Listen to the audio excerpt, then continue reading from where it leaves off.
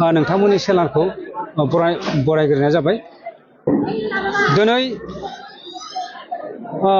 फैयै फैयै जोंनि चिरां थालाकुसि गामिया 140 न'खरजों दाजानाय। बेखायनो बे 140 न'खरा गोदो गोदायनिफ्रायनो आबै आबौनिफ्रायनो होबोयै दिनै 120 बोसोर सफैनो हाबाय। बेवहाय जोङो बे हाबाफारिखौ होनायनि जोंहा मेन कारनानो जादों जोंनि जितु बे गामियाव दुखु दाहा लोमसोम सामसोम बेफोरखौ गासैखौबो नैबे हाबाफारिनि जोहै जोङो बोखारनो हायो, जों बेखौ फोथायनाय दङ।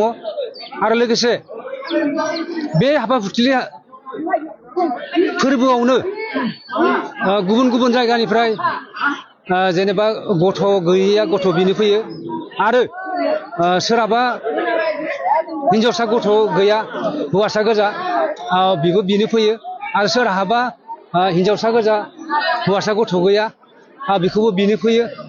बिदि बिनायखौ जोङो गोदो गोदायनिफ्रायनो जाफुंदों होननानै फोथायनाय दङ आरो जोंबो आबै आबौनिफ्रायनो नुबोदों आरो खोनाबोदोंबो आरो नै दाबो जोङो बे हाबाफारिखौनो जोङो फालियै फालियै दिनै 120 बोसोर सफैनो हाबाय। बेखायनो जोंबो आरो लोगोसे गासै रायजो राजाफोराबो दिनैनि बे हाबाफारिनि जोहैनो दुखु दाहा आरो लोगोसे ग्रह गतिफोरा बोखारनानै जों बयबो गोजोनै जेन संसार जानो हायो, आं बेखौनो जोंनि बे दिबि बोराइ दिबि बुरैनि सिगाङाव आर'ज गाबनानै आङो आंनि बे सुंद' बिबुंथिखौ आं बेयावनो फोजोबनाय जाबाय होनना खुलुमबाय।